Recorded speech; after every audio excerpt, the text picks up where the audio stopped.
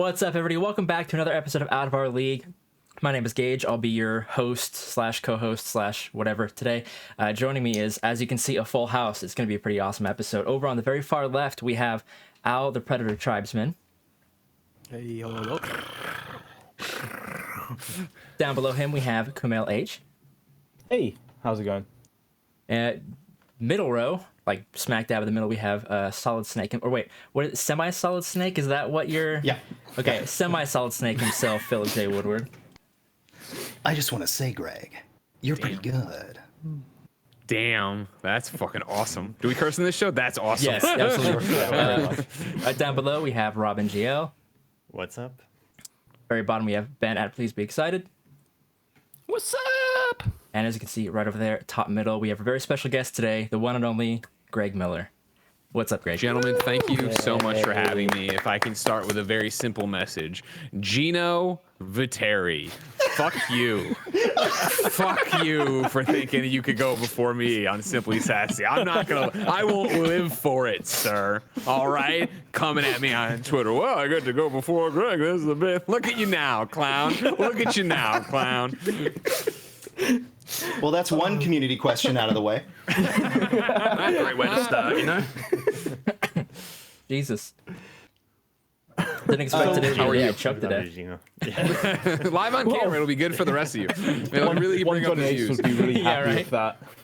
That's why I always tell Tim, if I die on camera, use the footage. You're allowed to. I want that out there. I want, that influx of viewers coming to that very special episode.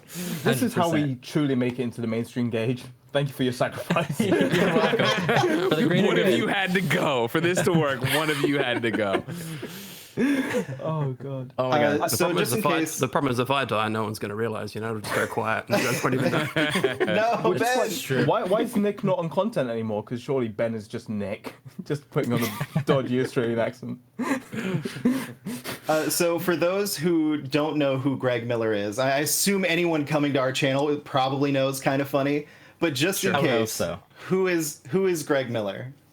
My name's Greg Miller, and for 14 years, I've been able to live the dream of talking about video games for a living. And that started at IGN.com, where I was hired to be a PlayStation editor and did that for a long time before in 2015 breaking away with a bunch of my friends to start Kind of Funny, which is this hybrid of both intensive game coverage and then everything else, which can just be us horsing around and talking to Jerry O'Connell in a public park, or it can be us hosting E3 stage shows and talking about what's coming and having exclusive reviews of the PlayStation 5.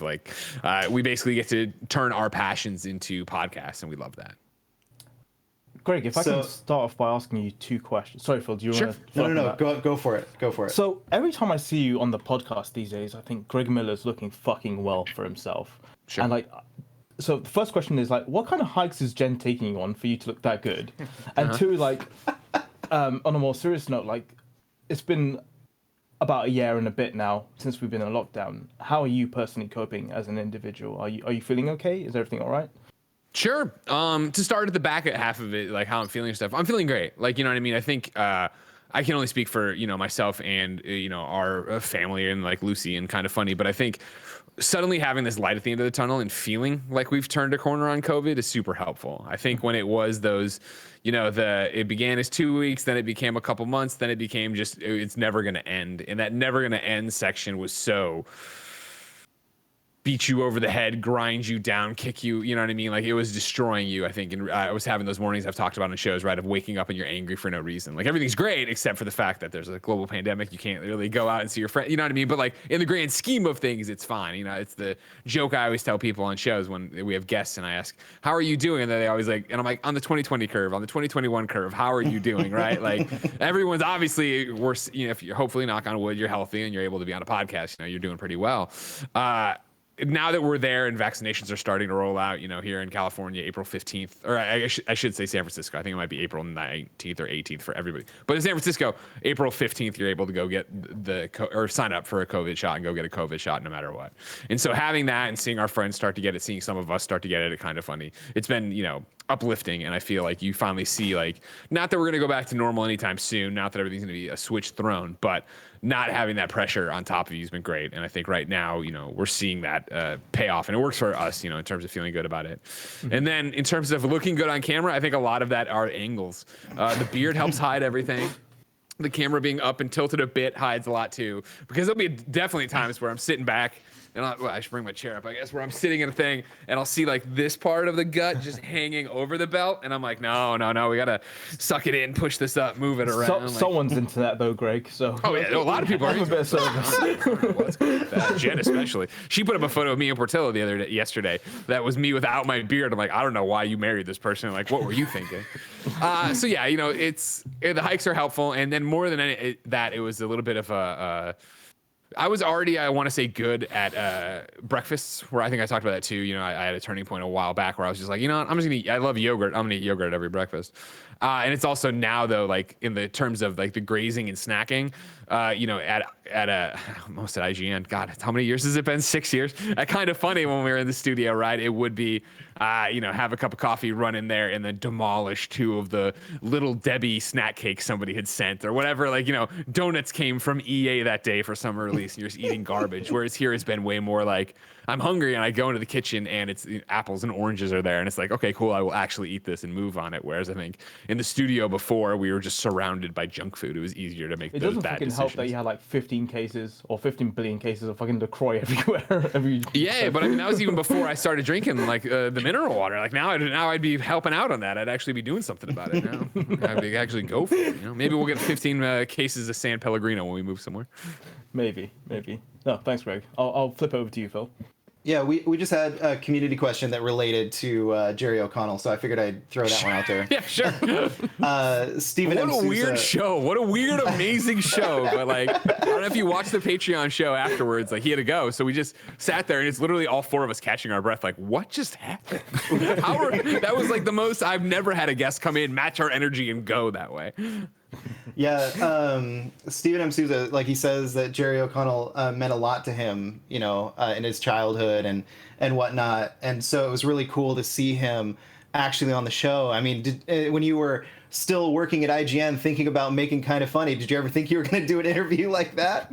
No, man. No. Like, that was the thing, when we were leaving IGN for Kind of Funny, I thought we were saying goodbye to a lot of opportunities like that. Like, I knew, like, obviously we had friends by that point of like, we already had the Kevin Smith stuff planned, and we knew Aisha Tyler, and like those were things out there. But like the opportunities that have come around from Kind of Funny and just being Greg on the internet are ridiculous in a way you would never think, right? Of like, I went to Cisco's wedding. Like, who gets to say that? You know what I mean? And granted, Cisco is a Beyond fan at IGN, but still, like, it's crazy coming into working at IGN, starting my life, and putting it all into games. And I think in a lot of ways, when I started 14 years ago, it was still that thing of lots of people were playing games, but they weren't necessarily talking about games. And so there was still that, I always talk about, I wrote the reviews like the way I talked to Poe about games in high school, sitting on the couch.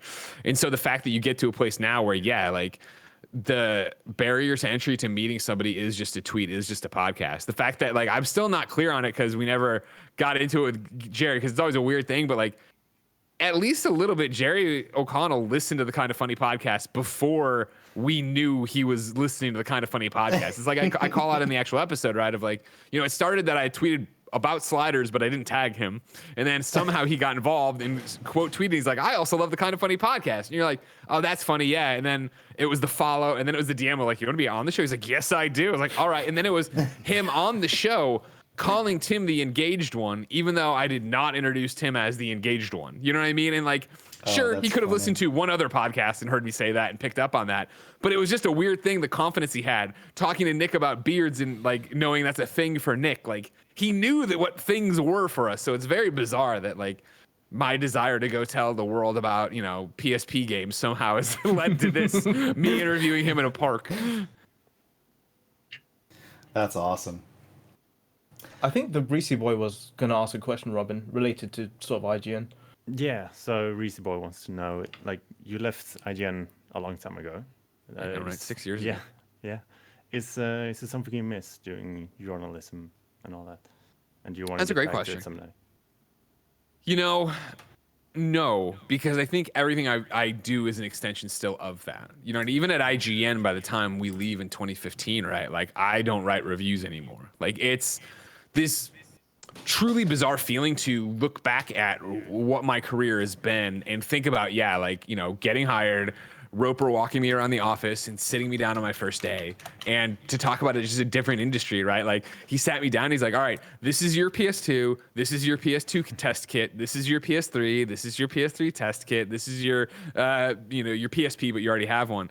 And it was this idea even of, hey, when are we getting review copies of a game? Oh, well, we're sending you burned CDs of that. You know what I mean? Like, getting discs in the mail that we had to play and do these different things. And so the way it evolved from writing reviews to, actually running a team to doing more podcasting, but then also then the video rolls with Up at Noon to then, being just an entertainment person to then going off and doing kind of funny. It all feels natural. And I think I'd miss it more in terms of the journalism side of it, which I always use loosely, because even when I was there and I started at IGN, I didn't like being called a games journalist because I have a degree in journalism, and what we were doing was not journalism. And now you have amazing people like Rebecca Valentine, Patrick Klepek, Jason Schreier, the list goes on, of people that are doing games journalism.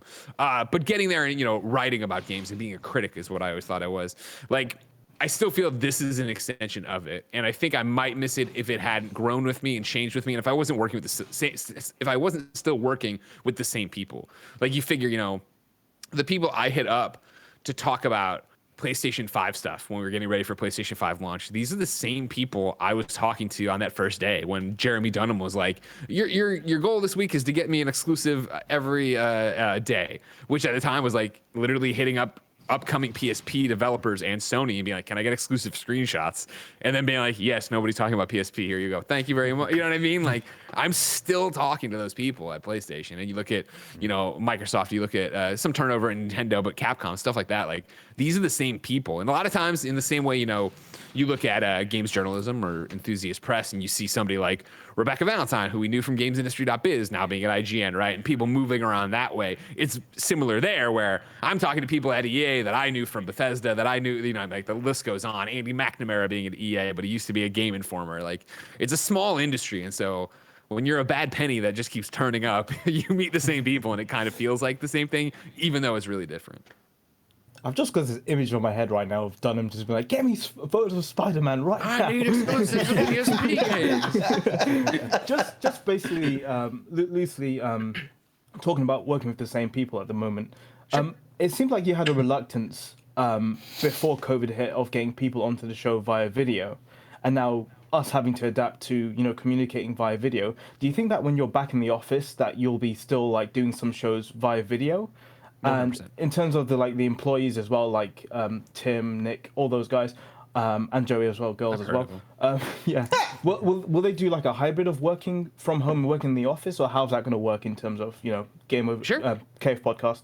Great question. Great question.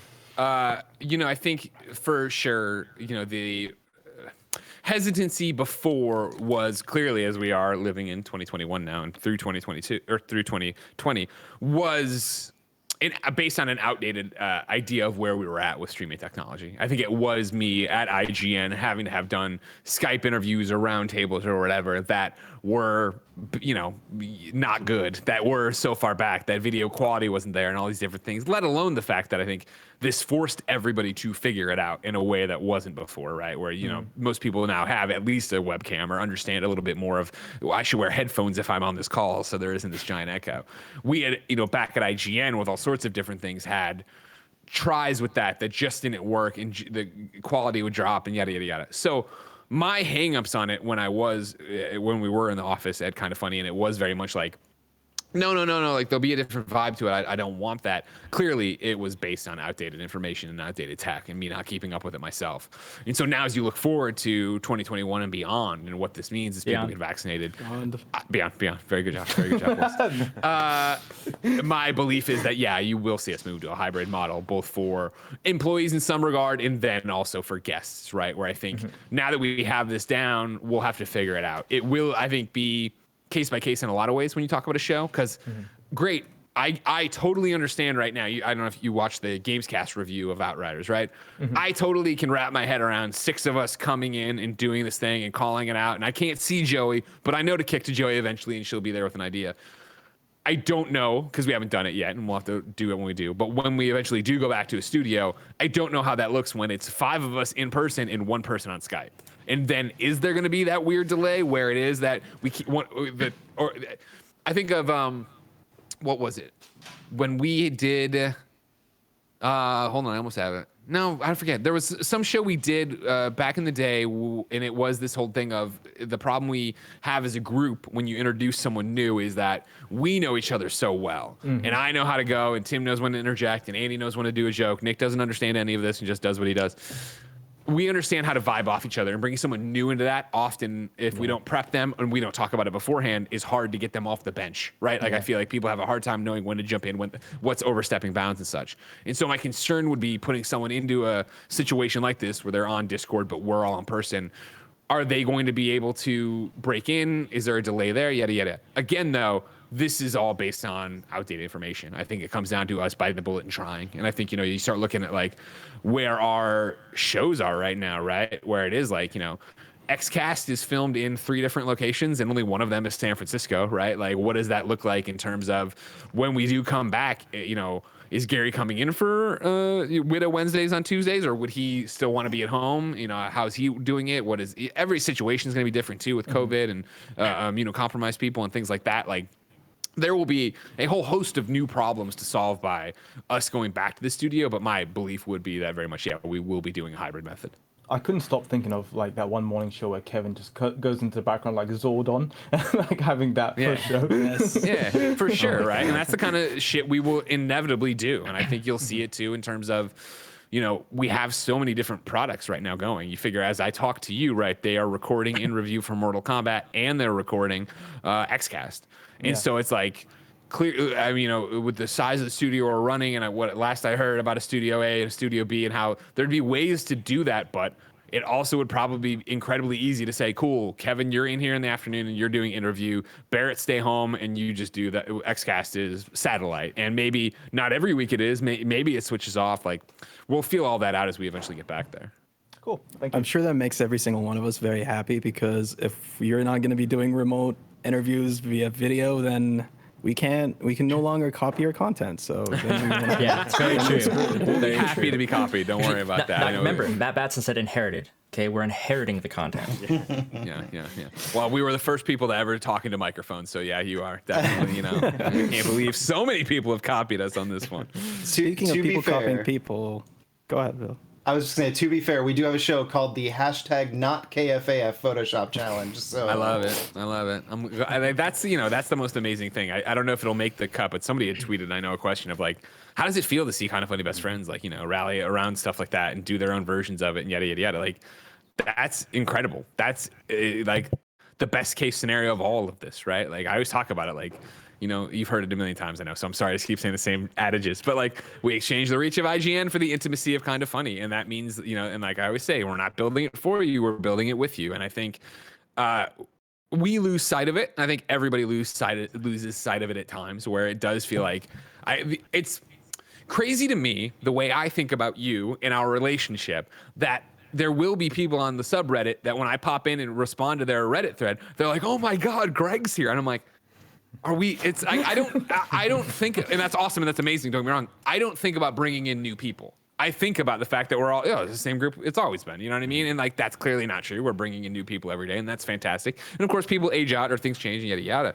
But to see folks like you rally around the idea, find each other through the content, and through a million other groups, obviously easy allies. Like, there's the Venn diagram for all this is very much a circle, but find each other and then go take parts of what we do and be like, I want to do with that. Okay, KFA is going away, but we still want to do those Photoshops. Like, you see the penetration on those, you see people responding to those, you see us sharing those. Like, we still love that. And it's great that even if that's not going to be KFAF anymore, it's still a part of the fabric. Do you think Kevin shares that sentiment about loving the Photoshops? Kevin checks Twitter every 3 weeks, so you're fine. I don't think you have to worry too much about him. He's happy just to be involved. What I really love, Greg, is like last week, Ben tweeted out something, didn't tag anybody, and all of a sudden, like 10 minutes later, Kevin just saw it, and it's just like... And it's always so like, bad. The reply is always just, why, Ben? And that's all Kevin ever says. It's accurate. Oh, God.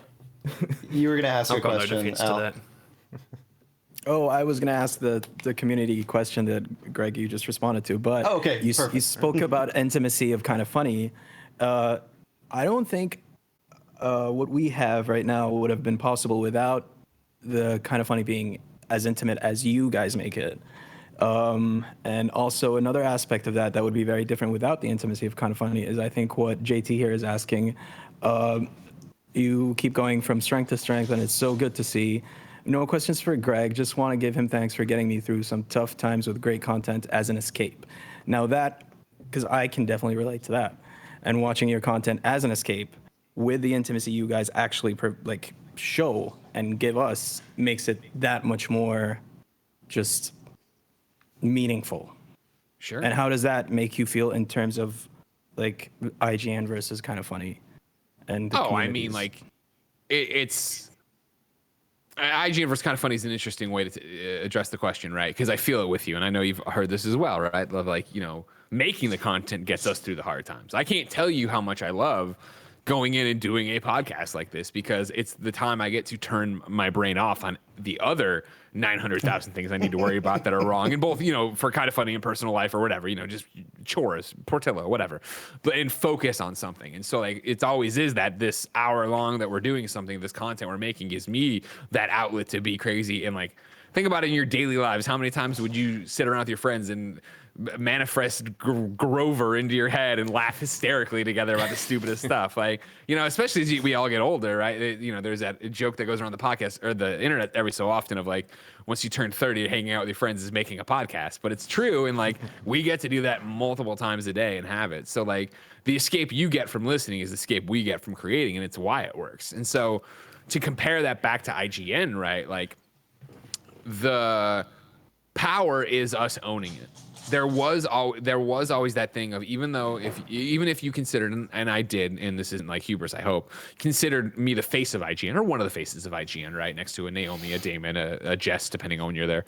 The fact of the matter is, it wasn't mine. It was Pears and Ziff Davis and depending on when you're there, Dunham Roper, and it's also your teammates, and it's this giant thing of like, it's so much harder to then speak for the company. It's so much harder not to have to vet something a million times. And this isn't a bad thing. This is how it works, right? Of like, if you're going to talk and try to be like representing a group of 300 to 450 people, whatever it was when I worked there, like that's a different ball of wax than I see something going south on Reddit and I can stop in and be like, hey, full stop, hold on. Let's talk about this. Let's address it. Let's go with it. You know what I mean? Like, hey, we talk about it on the show. If somebody steps over a line, stop the show. Let's talk about it. Let's say what's happening. And these are bad things, obviously, because you're talking about the good things of it, of like, the intimacy, but it's the same because it's an intimacy we can all share because we're all on the same page and we all know that. We all know what this is. And it is that idea that when, I go on the subreddit, which is clearly the social media I use for Kind of Funny, right? And when I go in there and I see Barrett responding, I'm so happy Barrett responded. You know what I mean? Like, oh, Barrett's talking and answering this question. And he's like, even sometimes to be like, I don't know 100% know, but this is what I've heard. Like, yes, that's what I want. I want my team empowered to go speak on that front. And, it's the same thing of like, I know Blessings talked about it, obviously, last year when all the George Floyd stuff was happening. And, he would go out there and be outspoken. He would go on shows and like, real quickly in the beginning, he was, sending me tweets and stuff like, I'm not cool with this. Am I able to engage? And I'm like, dude, just go. Like, I mean, you're here and what you feel is what you feel. Like, we're not going to get in the way of that. And like, that goes for everybody with what they feel, even when the opinions are incredibly bad, as they usually are with Nick. Like, you know what I mean? You got to roll with that punch, but that is what we get to do. And like, you don't have to worry about that gatekeeper because we're all gatekeeping each other, which sounds even worse, but you know what I mean? Thank you. In the background, you've got some Smarties. What are those for, dude? Those are just in case Greg needed reference to what actual real Smarties are. Yeah. Hey, Jen ordered a whole box of Canadian candy. I've had some Smarties, all right? They're like Easter M&Ms. I get it. Our very own Josh would be really proud. I'm not picking a fight with those Smarties when I talk shit about Smarties. I'm talking about the stupid, cellophane wrapper ones here in America. They open, they're like powdery, but they're not. I'd rather have Tums, but I open these things up and they're Smarties and they're terrible as chalk. He'll be very happy to hear that because he was going to get into a fit of rage if you gave him any other answer. No. I have no qualm with Canadian Smarties. So you talked about you doing like a million different things at once, and this is kind of a nice way to turn your brain off for a minute and not worry about things. Ben has a question he asks every single person that comes onto the show, and I think this is a great time for it. Sure. Look, we don't know if it comes from Ben or not. We don't know where the question comes from. But Oh, it's you, Ben. It's all you. before we get to that, I've got another community question. Okay. I'm not sure if you want to answer it because it is actually from one of Gino's friends. Oh, God. Well, I mean, I beat Gino here, so it doesn't matter. Exactly. So this one comes from Matt Batson from the Wild Aces News Network. I know him. He asks, if Portillo could drive, what kind of car would he have? Oh, man. Great question, man. Great question. That is a great question. You go to one of two ways, right? You think of the Oscar Mayer Wienermobile, but then you also think he's an incredibly small dog, so would he have an incredibly small car? And that's the thing is I think he'd have like a Mini Cooper. I think he'd have like a little matching Mini Cooper that he would drive, a little bit smaller than ours. You know what I mean? Just tiny. Have that. Run around with that. Yeah, that's what I'm going to go with. I'm going to go with that. Nice. Would it also have the Ghostbusters paint job on it?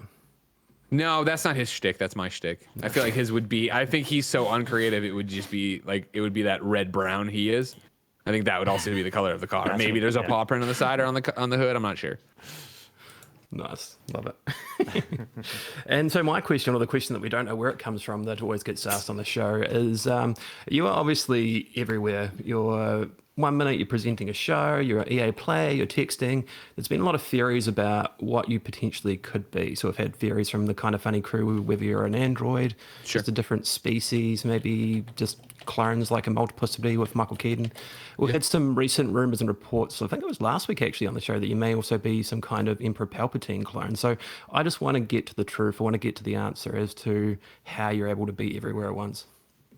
A total lack of disregard for my own personal well-being. That would be. It's the it's the very cognizant thought that one day this will end. For some reason, people still want me to do things and be a part of things and host things. And so while I have that little bit, that that 15 minutes of fame that I can keep open, I'm going to take every shot I can and do every piece of content that is up our alley and does something. I'm sorry I don't have a funny answer for it, but it's just the idea of it's what we've talked about before, right? Of I'm lucky enough that I've been able to branch off and make this company with my friends and build this company up, and at the same time build up my friends. You know what I mean? I think if you look at Tim and Nick now and compare them to how they were performing on camera in January 2015, they're going to be night and day, right? And to see the opportunities both of them have gotten from the company growing and pushing and doing different kind of endeavors, that is what drives me still to this day. You know what I mean? It's helpful to keep hiring people because then you always go, oh fuck, Blessing's life depends on me. You know what I mean? Pressure. Oh man, Barrett just got married. His healthcare is somehow, oh God, okay. You know what I mean? There's that constant pressure that doesn't weigh me down, but keeps me motivated to keep doing the things I love. Not that I think I would ever, knock off and stop because of it, but it is that idea that for so long I was trying to make my dreams come true, and now I'm trying to make other people's dreams come true. And so as long as I still have these opportunities to go out there and do crazy things and take Kind of Funny further and, be able to come in and support the team, I want to do that. Ben, can I just follow up on Greg's question and ask him, Greg, back in the day, I remember at Kind of Funny, you once said that when you quit IGN to start Kind of Funny, you thought that you would have time for naps and all that kind of stuff. I just want to know, now you've got so many fantastic people added to the Kind of Funny family, have you had more time to take a breather for yourself, or maybe have that elusive nap that you always wanted? Is that a thing these days, or are you still naps are rare, because it is definitely it's what we always talked about it, where even there's always something to do. You know what I mean? I don't think even if we were, and we won't, don't everybody calm down, it's not going to happen. If suddenly Kind of Funny went up to being 100 people, right? There would still be things I would want to do and more stuff that I would, I'd have opportunities for. And so it's this weird balance of being super busy still, but feeling like there's a better regimen to it, to feel like there's a better cadence, and I can take breaks, right? The fact that I'm even doing this with you guys right now is because, cool, I'm not on Mortal Kombat in review. I can step, and I'm not on XCast. I can step away from those shows. But that also goes as far as, it's been great when Tim or Joey sees that, wait a second, Greg's on too many things this day, or here's me lamenting it, not in a like I'm complaining way, but just expressing how exhausted I am, and then being like, you don't have to do Kind of Funny podcast today. You don't have to do this show today. Like, there's always something that like, yeah, it's funny because we tell the staff it all the time of like, no, like, just say something. If you don't want to do something, or you're too tired, or you're burnt out, or you worked on the weekend and or whatever, just let us know. We can switch it out. But it's hard to take that to heart, and that's why we stay on them so much about it. But to have a team that checks me in the same way of like, okay, cool, why don't we stop you? I get stopped a lot. But today it was that rare thing of I looked at the calendar when I woke up, and I was like, games daily, and then this giant break until this, and I was like, oh man. Totally. Let's jump on the stream and let's do Outriders with Blessing and Mike, which is great and cool, and I'm glad I did it. And then it was like, oh crap, we're doing Invincible reactions after that. Crap. You know what I mean? And then I'm on Simply Sass. It suddenly becomes a 4-show day when it was a 2-show day at one point. But again, like there's a difference in all of that, and especially when you're not planning the show. Like a PS I Love You and to a different extent, a Kind of Funny podcast are far different than me climbing onto React to Winter Soldier, right? That's a Tim product. He gets to drive that. He gets to worry about it. Thank you so much. Anytime. So I have. This is fun. I haven't done like a panel in a while. I feel like I'm at like a panel. Right? I have a question. We're scoring you right now compared compared to Nick's interview. You're doing all right. We have more of a statement than a question, really. But Price412 says that he wants you to keep calling him Prince 412 because as much as he hates it, he loves it. So that's what I like to do. Is I like to take the inability of me being able to read and go from this is annoying to it's endearing. I've come around. I've come full circle on it. I don't hate this anymore. So you don't have to worry about that, Prince. It'll continue. Robin, did you have a community question you wanted to ask? It's one from Aaron. What would Greg's ideal Superman movie be? Cast, director, plot, all that. Wow. And I think add on to that one as well. Josh had a similar question, like if you had to reboot the DCEU, how would you do it as well? So you maybe can add those stuff together. Sure. Well, okay, so then, wow, okay, big questions. Wasn't prepared. Someone start the Jeopardy music. Yeah, right. It's interesting because, God, that's a really great question, right? I would love to see them go a more. Well, see, it's like I love Henry Cavill. You know what I mean? And so I'd love to see him get a shot at it. But even Flashpoint, I don't think is going to solve everything in a way that would make that happen. Even though maybe Snyder Cut's success doesn't need to solve that. And of course, nobody knows what they're doing with the DCEU. So. I always go back to Kingdom Come, and that I would love to see John Hamm as the older Superman, right? And have Michael Keaton be there as 89 Batman. I know now he's in Flash, so that wouldn't happen, and yada, yada, yada. But even that, being able to, and you could even bring in Gal and just have her be a different Wonder Woman then, because Wonder Woman doesn't age, and that's great. But if we were rebooting and getting going, like, I would, the first things first, like, we are not retelling the origin story. He is already Clark. He is already probably married to Lois. I don't necessarily need Jonathan, their kid, yet, especially with Superman and Lois already doing the twins over there. You wanted to give it something different, and I would want it to have that bombastic action movie stuff going on, right? And I think the criminally underexplored in the movies is Brainiac. I think that you could do a really cool Brainiac story and introduce that in a nice way.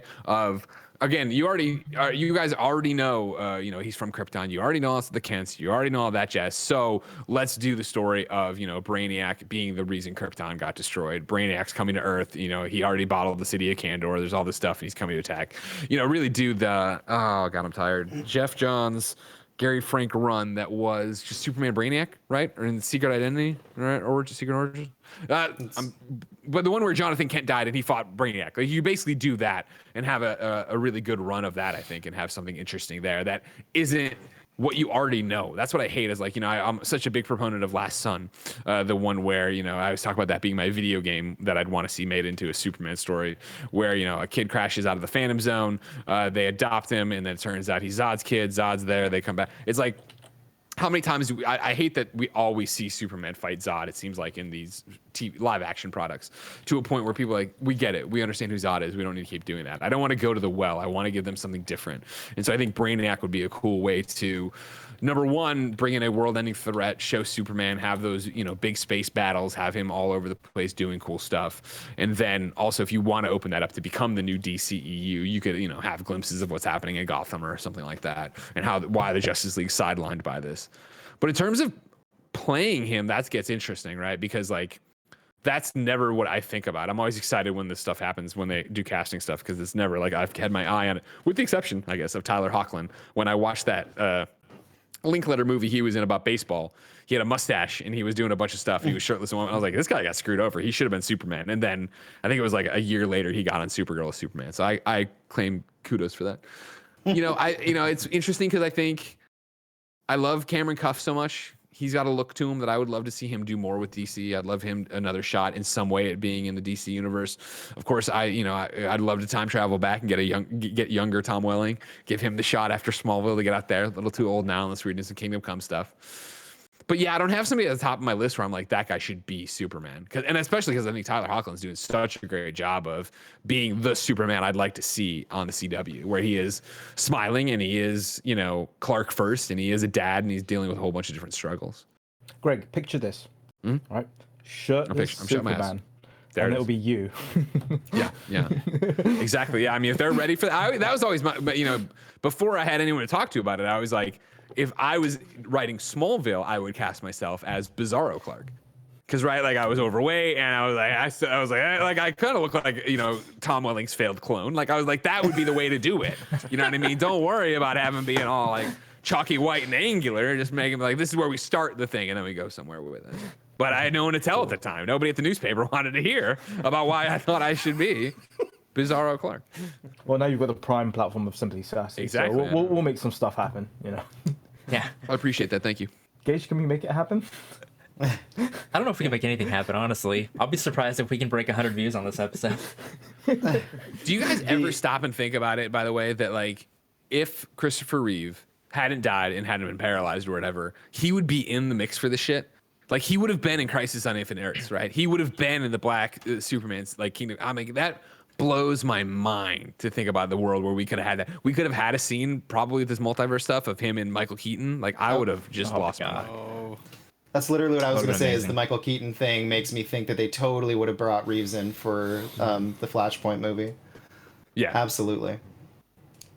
So our very own Matt Ferguson, Fergie21 over there on Twitterverse, wants to know if you guys have ever thought about, or if you ever plan to do, a 10 to 15 minute compressed version of Games Daily, either edited or whatever. So people that want that gaming news but can't necessarily dedicate an hour every day to listen to it might be able to get that content from Kind of Funny.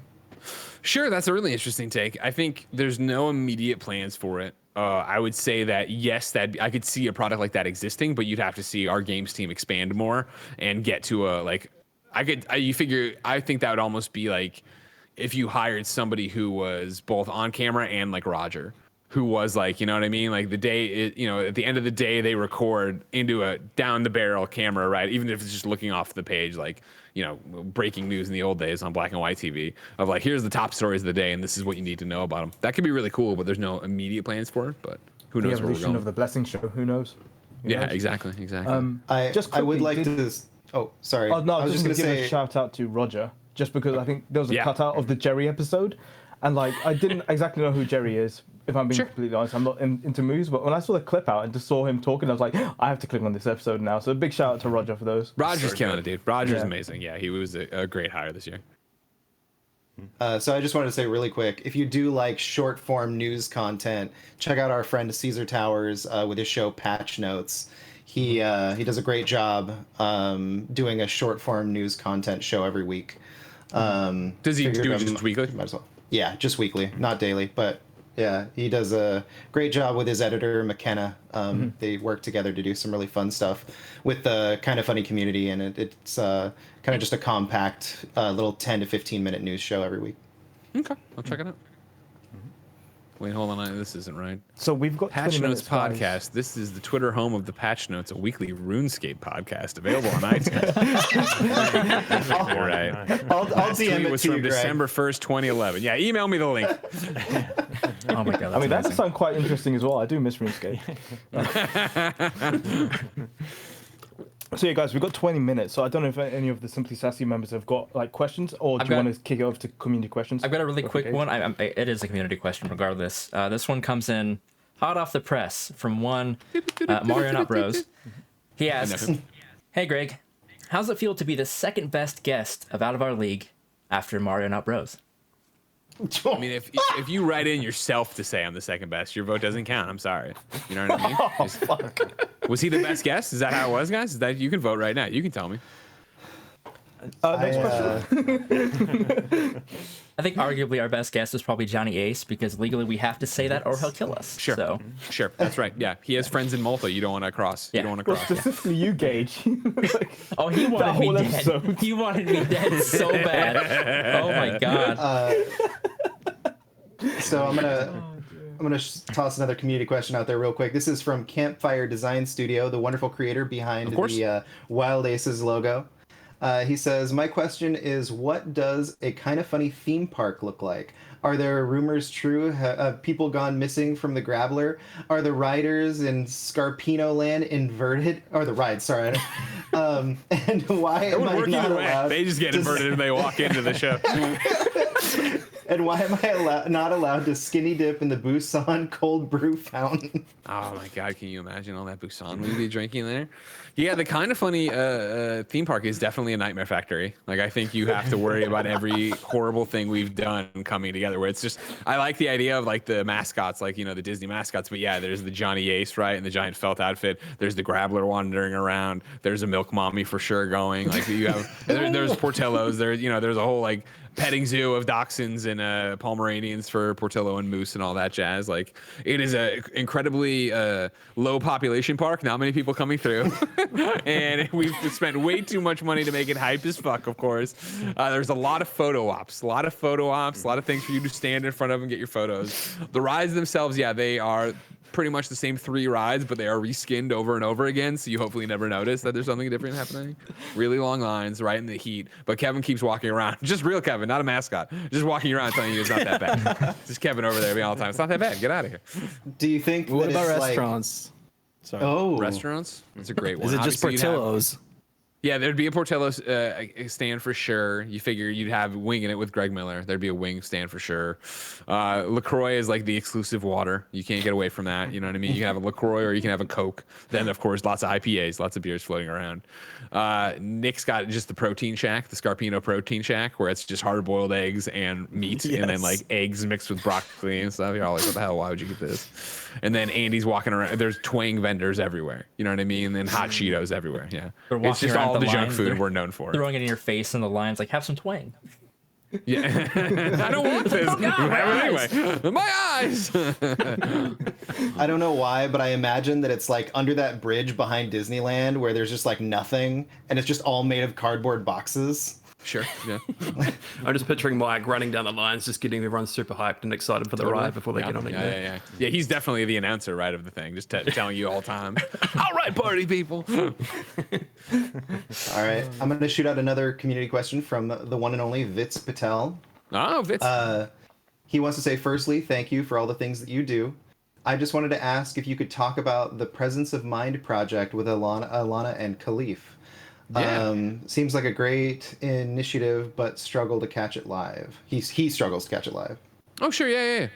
Yeah. So like, that was a out of the blue opportunity that I couldn't jump on fast enough, where Cloud9 hit me up and was like, hey, we're getting ready to do season 2 of Presence of Mind, which is a show about mental health, which is us teamed up with Kaiser Permanente.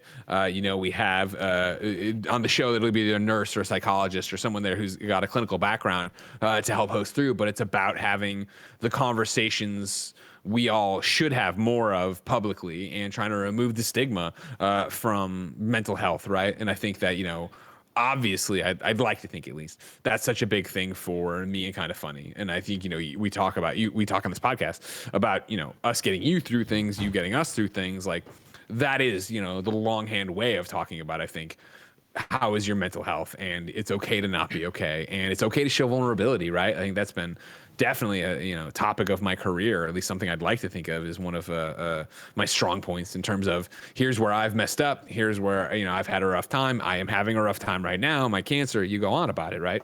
So when they hit me up and pitched me on this show, like, I was all in and I wanted to be a part of it because I was like, yeah, you know, doing this 12 episode run every other Thursday, twitch.tv/Cloud9, and having a topic each time and bringing on other guests from, you know, the Cloud9 family, from the esports community, from gaming in general, but definitely from a place that I don't know much about. You guys know that I'm not an esports person. So bringing on these different people and hearing what it's like on their side, right? You know, we've done toxicity. We've done, you know, what would you call it, I guess? Being a woman in the gaming space, right? With Alana and one of the Cloud9 players in the front of it and stuff like that. And learning from these examples that I wouldn't normally hear from. Obviously, you know, I know, you know what it's like through Jen, what it's like through Lucy, what it's like through Andrea, but that's in the space I exist in every day. To cross over and see what it's like for, you know, a league player, to see what it's like for somebody else in esports, that goes a long way to fleshing out what that side of the industry is like. And of course, in the same way I've discovered over the years how much, stick with me, not in the main sense, but how much making a game is like making a podcast, and the same struggles you go through trying to make content is just making content. It doesn't matter what the product is. You're doing the same kind of things, having the same kind of doubts.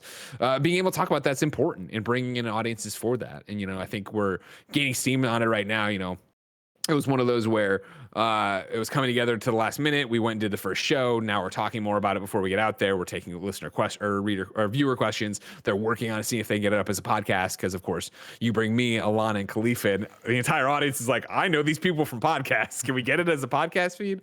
They're working on all that, and I just thought it was a cool, important thing that isn't, you know, like, at no point is it a commercial for Kaiser Permanente or Cloud9 or us. It's all these different groups coming together to talk about one thing. And I think it is, you know, it is so close to my favorite podcast, which is Death, Sex, and Money, right? With Anna Sale. That is, you know, the things we think about a lot and the things we need to talk about more. Like when they were like, do you want to do that for gamers? I was like, yes, let's rip off Anna Sale. Like, let's go do this. And so far, I think we've had, you know, we've done 2 episodes. I thought we had great discussions. I'm excited for this third one. Are you copying Simply Sass's ideas of ripping people off? I am. I'm not happy. Yes. And if people wanted to watch this or check it out, where would they go? You can go to Cloud9, or you go to cloud9.com, but you can go to twitch.tv/Cloud9 every other Thursday. So not today. It'll be 7 days from today on the 15th. That checks out, tax day. So you can come by and see the next episode then. But of course, I'm tweeting about it all the time, and so you can come find there. Robbo, can I switch it to you for another community question? Yeah, we have another one from Reese Boy, who he also has a podcast about mental health, if you want to check it out. Mind Okay. Out. Mind You, I think it's called. He wants to know, just how much do you know about the industry? Like, how much insider information do you have? How much do you know? Yeah. Or are you more I mean, like that's really hard to quantify. You know, I think it's hard to quantify, and it varies, I would say, month to month. I think, you know, the industry is there. You know, you hear FriendEA, you hear NDA, you hear stuff like that, but there's also such a point of it, like, you know, Jason Schreier's been an interesting case study in it. I think as you see him in his now more years into his career, the fact that he'll talk about the fact that I know this game has been confirmed, but I wasn't going to say it because it wasn't newsworthy, but now because X, Y, and Z is happening, other people are talking about it, I can confirm it as well. There's a lot of that where I think the way it all works out is that, like, games have to be an open secret, right? Because how do you possibly work on something for years, then go out with your friends who also do what you do and not be able to mention what's happening, right? There's that, I would say, you know, unwritten code that, you know, you're going to hear things and you're going to be around things and you're going to have information. And that extends to people like us that are personalities in the industry. And it applies to us in a way because we've been around long enough that you're getting invited to places that you probably wouldn't normally be. You know what I mean? Like, there's a reason that first time Podcast Beyond ever went out to dinner with Shuhei, like, it was so weird because, like, we were cool in the eyes of Shu, but Scott Rhodey didn't know who we were, right? Michael Denny, who was there, didn't know who we were. All these heads of PlayStation Worldwide Studios had no clue who we were, other than maybe we do a podcast. And it was about, like, sitting there and having those conversations and that leads to, you know, an E3 later where you're invited to go out for a drink or you run into somebody and blah, blah, blah. And over the years, people get over doing that, like, whole, like, start talking and then they look at you and somebody in the group's like, no, they're cool. Like, they just know you're cool because you've been around long enough, right? Like, there's few people I would trust more with a secret than Jeff Keighley. Like, it's not, you know, and granted, that's, you know, I'm a little bit apples and orangey there, but like, I think what I used to tell people, but I don't have to tell them, right? But it used to be that thing of like, well, I don't know if I'm going to tell you something. And I'm like, dude, I've been doing this at the time for like, I've been doing this for 8 years. I'm not going to blow my career up tomorrow to tell somebody this one piece of news, right? Because that's just not who any of us are and what our careers are built on. If I wanted to be Sushi X, if I wanted to be the leading, you know, rumor monger or this, that, and the other, if I wanted to be somebody like HypeX on Twitter who has all the Fortnite scoops, right? As soon as I hear a whiff of something, that doesn't know how that works. As soon as I hear a smell, I go immediately to HypeX on Twitter, right? Because that's what he does, or they do. They're dialed in to be a part of that community and have that be their brand.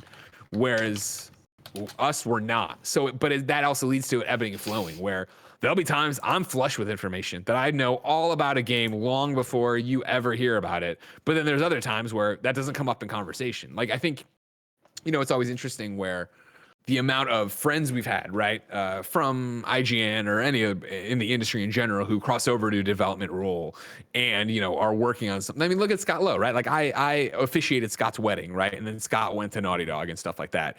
I think on paper, if you were on the outside and just talking about it, you'd be like, oh, if Greg knows anything about a Naughty Dog game, it's got to be coming from Scott. Never in my life has he told me anything about a Naughty Dog game because I would never ask him. I would never violate our friendship in a weird way to try to get a scoop. That's not what we talk about. Anytime he wants to talk, it's usually, I don't want to talk about anything but work. You know what I mean? Like, there's these weird things of how the information actually happens and where it actually comes from. I kind of hate to bring up this question right now because it might take up a little bit of time, but now that you've mentioned it, I really have to ask, how do you feel? What's your stance on leaking, on people ruining these awesome reveals, great event reveals for, you know, the masses by, you know, putting out a leak list or leaking a trailer or something like that?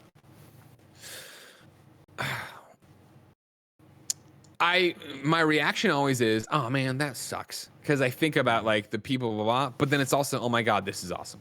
If that makes sense. Where for me personally, and especially where I'm at, right, where I don't make the games, and I also am not the breaking news, I live or die on the exclusive. Like, I remember being at IGN, right, where it's like, guys, we have an exclusive, and it's gonna be this. I can't wait. What's that? Oh, it broke? Fuck. All right. What do we? You know what I mean? Like, we were gonna have that tomorrow at 9 a.m., but somebody published it, and it's up 12 hours early. And what do we do? And now the winds are out of our sails, and yada yada yada. So. It's, you know, as we're recording this, and this is going up obviously before Gino, so it's going up incredibly soon. There's the whole thing with Kojima right now, right, where we're talking about this. And help me out, what's the game? Why can't I think of the game? The survival horror game that got announced on the blog. I want to say adaptation. That's not it, but it's something like that. Oh God. Abandoned. That's what it was. Gage, you had one job, dude. It's what we talked about on Games Daily today, right? Where it's like, the abandoned team is on IGN today being like, this sucks. Like, no, we're not working with Kojima. I'm sorry. We didn't, it's not what we thought. We're not doing some campaign. We've been working on this for years. It sucks that we put it up and we were excited. And now everybody's asking if it's this thing. And it's like, I totally get that. And I totally understand that. And I assure you, in 3 weeks, let alone when the game finally comes out, you are going to be thrilled you were attached to Kojima. And I 100% get being in that thing and being like, oh man, like that's, but like when you're out there and like people know this game in a way they would not have known this game before. And even though the news is now, it isn't a tie-in like PT was, but it looks a lot like PT, which is why we brought it up. You have a whole bunch of people like, all right, cool, I'll play that when it comes out. Like, we, in a lot of ways, take it too seriously, I think, when this all comes up. And there is this, I totally think it sucks. This is why we can't have nice things, right? We're building up to this exclusive reveal. It's going to be this big thing. And it's blown up in my face. Remember when Tim and I were doing the Final Fantasy 15 event, right? Like, GameSpot accidentally leaked the release date that we were going to announce that night. And I remember being backstage, like, at a rehearsal, like, all right, well, like there's still the bit where the things go and then we have to hit the button and it actually goes, but it's like, whatever, that sucks, but it doesn't really do it. Like, people are still excited to be there. They're still excited to be around it. They're still excited for confirmation. Like, it's a shitty thing that happens that I think is still beneficial. It still gets people hype. It still gets people going. It just sucks. It's crazy that it's more elusive that you see it actually work, where you don't know anything about a game and the game drops or the trailer drops, like, holy shit, how did that happen? Because Jeffy Grubgrub's out there ruining everything. Yeah, right. Yeah, I always think about it in terms of like a presentation where this would have been the big drop for that presentation, and then all of a sudden the rest of the presentation kind of falls flat because the one big announcement was already out there. I figure it works the same way too, though, where it's like the hype we all spin up for ourselves on these things, where it is, you don't even know what the big presentation thing is going to be, but you start spinning up a million different things, and then we get there and it's not that, it's Iron Man VR, and it was like, this presentation sucks, and it's like, well, no, Iron Man VR is pretty cool, but like, it's just not but how do you judge what you thought was going to happen with what actually happened? Like, there's no way to actually, it feels like, ever pay off on people's expectations, which sucks. That's why I try to always bring everyone here down. I'm like, no, guys, lower those expectations. Yeah, it's like, oh, I can't wait for the state of play, and Phil comes in and he goes, you're not going to like it. They're not going to release any games that you like. You're going to hate everything. I'm about to waste your suck. time, all right? I'm going to waste your time. Like, thanks, Phil. But I mean, like, it. it works like, look at Outriders. Like, I just don't think people had expectations for Outriders. And now people are playing Outriders and love Outriders. And granted, they're playing Outriders being like, the story sucks or this, that, the other. But, like, you're still playing it. You're still having a great time with it. Game Pass, sure, whatever. But Outriders, I've only played a little bit of it, but so far, it's like one of the best PS3 era shooters I've ever played. It's right, yeah. It feels very dated, but kind of in a good way, where it's very familiar, I guess you could say. Yeah, it knows what it is. Yeah. You know, it's not trying to reinvent the wheel. It's not trying to be a games of service. It's trying to be a co-op shooter online with Diablo loot. All right, cool. That sounds dope. Let's go. Very we've excited got for that. Around 5 minutes left. We've got 4 questions, I think Phil said. So let's. We rapid I'm gonna fire. go with. We can fit. I mean, if you can get me out of here, I got a meeting with Nick and Tim. So if we could go to 4:40, if I can just So get all it's the not an questions. important meeting. Okay, that's good to know. No, it's just a future kind of funny. No big deal. Community member at Kesselwinks says, quote unquote, don't get into business with friends. At least that's what people say. Kind of Funny has shown us all that friendship can exist in a business and be the focal point that brought all the best friends here and brought us together. Has your friendship ever been strained by the business, and any relationship advice for friends trying to start one? Sure, of course it has. I mean, it's that weird thing. I think I come from an interesting angle with it, right? Where when we left IGN, we always referred to IGN as family, IGN's family, you know, blah, blah, blah, this thing. And it's true. But it was that thing of leaving and having to be like, oh, it's not family like blood. It's family like an ex-girlfriend for me. An ex, anybody. Ex-significant other. That's what I'm looking for to generalize. And so it was that thing of like, when you would hear somebody from IGN through the back channels said something about you, I would get so angry. You know what I mean? I would be so angry that X person would say something about us like that in the morning stand-up or whatever, and yada, yada, yada. And so I had a long time of, cool, am I friends with Nick and Tim? Like, you know what I mean? Like, because we're coming from IGN and we're bound by this, and Colin too. But like, when we're leaving and doing that, it was like, we're doing this and we're in this business, but what does that mean? And so it's interesting, I feel, that the friendships have grown as the business has, not because of its success, but because now we're working in a different way and sharing in a different way. Tim and I didn't have serious conversations at IGN. You know what I mean? Like, the whole reason we even got hooked up about YouTube, right, was because he understood what YouTube was, and he was at that VidCon when I fell in love with YouTube. And I was telling him, Nick and Fran about this YouTube channel I wanted to start it when we leave that VidCon. We do all these different things, right? And so, in so many ways, I think when I got to IGN and moved there not knowing anybody, right, and find friends there and start working with it, it was that thing that didn't dawn on me at the time that when my friends would leave IGN, I didn't see them. You know what I mean? Like, these people that I love and worked in the trenches with and did all these different things, like, they would leave for other things, and that was great, and I was proud of them, yada, yada, and sometimes heartbroken if it was through a layoff or some change in the business. But it wasn't a friendship in the way like I call Poe all the time, or like, me and Scott Lowe are incredibly close to this day. So he's like, one of the exceptions, but I'm saying he's proving what I'm talking about. So when we get on the outside, it was this thing of like, cool, I'm in this business with these 3 guys. Like, are we friends? How does this work? And so in the early days there were like, of that feeling it out of what does this mean and how much do you trust one another and where do you want to go with it. And I remember, details I won't go into, but me and Tim had I shouldn't say we had a blow up. I blew up at Tim at a meeting we were doing, a content conference where we were planning the future. And I was pushing for something, and it was early. This is like year one, probably for end of year one of Kind of Funny. And I was pushing for something that both him, Nick, and Colin had told me like previously, like, no, we're not really down for that, but not in so many words. And I brought it up yet again at this meeting. And, Tim, who I think is the smartest guy in the room all the time, whenever we're doing anything, was very metered and very like, no, like, he's like, I just want, like, we're saying no. And like, we've said this before, so you have to think of how we feel about that, and yada, yada. And then he said something that was a poor choice of words, and I fucking blew up on him. I fucking blew up in his face, you know what I mean? And like, silent treatment on the car ride home or whatever. Like, we went out to, it was supposed to be this celebration dinner and drinks, and I think we were in Napa, and I was like, just fucking not talk. I was over it. I didn't want to talk to anybody. And he was right. It was the right choice to make.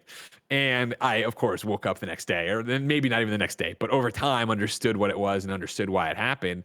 And you go through this process with each other and this is everybody, of leaning on each other and growing with each other and understanding things. I think it's harder to come in as super best friends. Like, I can't imagine ever starting a business with Poe, right? Like my best friend, because it's like, each other so well, and how to get under each other's skin, and how to do these things. And also the thing of like, what do you do when you're upset with each other, and how do you, when you think you're right, deal with that. And I always go back to, years after the meeting I'm talking about where I blew up at Tim, another meeting that I'll leave off the books and people involved, but we were going around the room, and it was a similar situation where we were going around, and there was not a consensus being made on a point.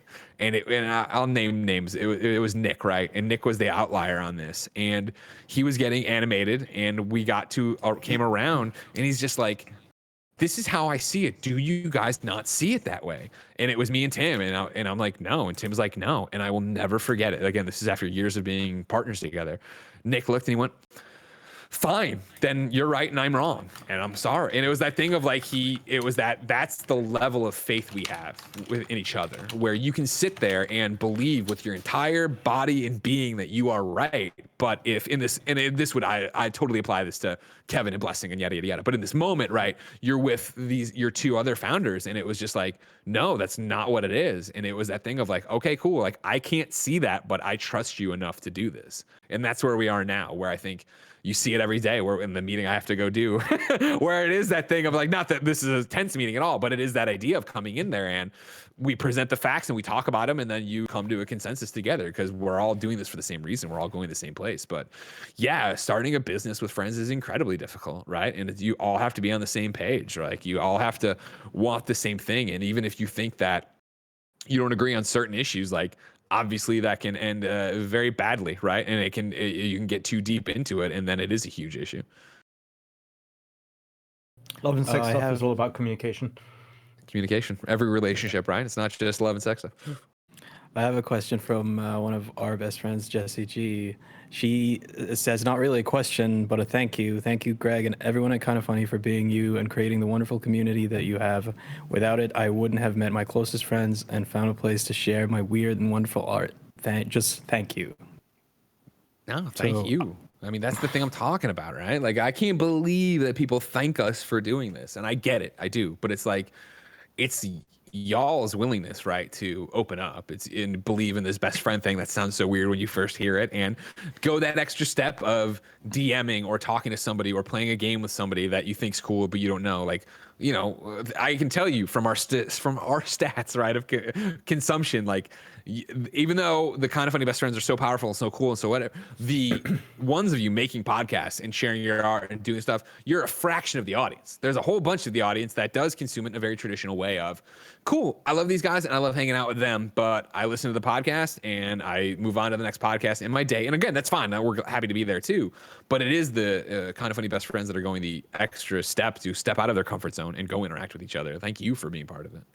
I'll never forget the London meetup, where I think you always say the best friends, but that was really the first time where I felt, oh shit, this is what he meant by best friends. Yeah. Just being around other people, it was incredible. Yeah, and that's what I mean right now is so rough on me and breaks my heart is just not having a meet and greet, not having a thing, because like the special sauce, as I always talk about, right, is going to the meet and greet, and it's always the same thing, right, where people walk in thinking they're coming to see us, and if you're lucky, you get 15 minutes with me at your table and multiple other people there, and then the reality is you're together with, you know, hopefully a few hundred best friends, and you sit at a table and you are with that group for the 4 hours, and you suddenly realize that, oh man, this is cool. You want to play games when you get home? You want to do this? You want to go to a bar after? You want to go, like, you see those friendships grow out of it. And it's what, you know, I love so much about Kind of Funny Live, and that, you know, welcome letter I send it as a PDF usually of just like, if you're coming here all by yourself, I'm telling you, when you're in line, look to your left, look to your right, and turn to whoever you want and just say, so what are you playing right now? And you will be off to the races. I understand what it's like to be an introvert. I understand what it's like to be all on your own and be at something that when it seems like everybody else is best friends. Like they are the whole shtick of coming together is to be with other people. Nobody's gonna be like, fuck off, nerd.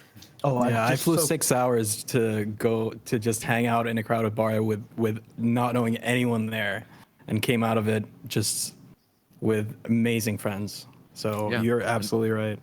Just quickly, I just want to give a shout out to Mark Freeman. You know, he's one of the biggest people in the UK that organizes so much for us guys. So quick shout out to him. Thank you so much. Mark's Mark. great. Yeah. And he's making this Kind of Funny museum step by step, day by day. Yeah. So earlier, Anthony Abate. I'm not 100% sure how to pronounce that last name. Been there. Otherwise known as @BruceWayneBrady on Twitter, asked the question about, you know, how do you feel about community projects spawning and stuff. And there's a similar question from Hoodie Peaks, otherwise known as @ThePennyMarvels on Twitter. And he wants to say what you, Tim, Nick, Kevin, Andy, and everyone else have helped create is beautiful. Thank you. From the Kind of Funny community that came with it, all of the best friends uplifting and supporting each other, then sharing that wealth of love for their own content now. How does that make you feel? I mean, it's the best. You know what I mean? And that's why I think selfishly I miss the meet and greets. Is that I miss seeing you guys all together. I miss seeing that real representation, because even when it is, you know, I'm not. It's not that we're getting, you know, dogged on the comments in YouTube or whatever, blah, blah, blah. But even on the Jerry O'Connell episode, which is completely awesome in the comments, right? Like, it's still like that barrier to it. Like, I love seeing your faces. I love seeing people together. I love seeing stuff like this with podcasts that go on because of it, and friend groups that go on, and play groups, and people, you know, getting together and squatting up and stuff like that. And then I decided to end it with kind of a light, fun question from Serenity Drop the Bass, otherwise known as @Roland_Moog on Twitter. Okay. Being a fellow Sega Master System fan from way back when, what is /are your favorite games? And how much do you like the Ghostbusters game on there? Ghostbusters is the first one I'm going to put on the list. You kidding me right now? God, I love that Ghostbusters game. Yeah, like, I mean, you know the story. Ghostbusters is what got me into video games. It's what introduced video games to me, where Mom made that tactical air of walking me through Toys R Us to the real Ghostbusters toy aisle via the video game aisle. And I'll never forget walking and seeing the No Ghost logo and turning and, what is that? That's a video game. I want that for my birthday. And, you know, it could have been a Nintendo. I could have pointed at Nintendo. I pointed the Sega Master System version of Ghostbusters, right? And to get that and have it be so good and so ahead of its time, especially for a little kid like me, right? Of like, you know, you get a code at the end that you can then put back in, and then when you start to play the next game, so you have more money to work with and get better traps and better cars and better everything, and they get loose with the Ghostbuster rules, but I'll let them slide. Like, that was like such a big thing for me. And then it was the same thing of like, of course, this ghost obsession, getting Ghost House, which was one of the credit card games that went in the Sega Master System, and being Mick and running around Dracula's castle and doing all this stuff and fighting him. Like, Double Dragon was another one I think of all the time, which obviously everybody knows, but I remember, you know, bringing my friends over to my house, and the first thing, you want to play video games? Yeah, let's play Sega. What is a Sega? No one knew what Sega was. No one knew what a Sega Master System was. But having those experiences, right? Like, seeing games as not only entertainment and passion, and not only entertainment, and then, you know, piggybacking off the passions I already had for something like Ghostbusters, to then see it be something you could play cooperatively. You know, it came with its knockoff Duck Hunt game, and I'll never forget, like, one of my parents' friends came over for dinner, and like I remember him sitting on the floor and playing that, and that was the first time I ever saw an adult play video games, other than like my parents that I like strong-armed into playing with me, all right, that did not know what was going on or care. Like he was into it. I think he probably had an NES. It was like it's such a eye-opening experience, and have all those first times with it was amazing. Greg, is there anything that you want to just communicate to the best friends before Gage takes us out? I mean, sure. Thank you. You know what I mean? Y'all come up here and thank us all the time and write in and thank me for doing this. And you write into the shows, like, you know, you ask a question on Games Daily and thank you. Like, you know, we couldn't do this without you. It's broken my heart to go a year without being able to see any of you. You know, every day we all get to live our dream of, you know, hanging out with our best friends and making content for our best friends. And we could not do that without you. So as always, I'm eternally in your debt and I can't thank you enough. Thank you. Anybody have any? And I guess thanks for having me on the show too, by the way. Definitely. Anybody have any more closing thoughts before I get into mine? Just I want to say a huge thank you for coming on the show and everything that you and everyone at Kind of Funny do. Obviously, we've touched on the community and how important it is to everyone, but yeah, once again, just a huge thank you. Thank you guys. I'm sorry it took me so long. Again, this is the thing of hiring more people. I have a little bit more time. It still took me April to get here, but yeah, I'm here. All right. Well, we're canceling the show now, guys. Save the best to last. It's finished now. Right. Sorry, Gino. Sorry, Gino. Sorry, Gino. Killed the show.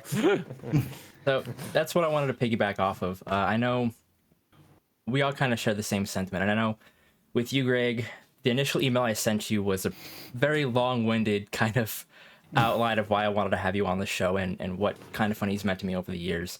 I know we've already said a bunch of thank yous, but I just, from the bottom of my own heart, I just want to say thank you. Jesus Christ.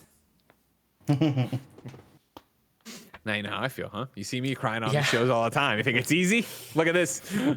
It's been an interesting couple of years, and through all the ups and downs, you guys have been there as a support pillar through the worst of times and the best of times. I don't know if I'd be sitting here with these people that I now consider friends if it weren't for you guys. So I just wanted to say thank you.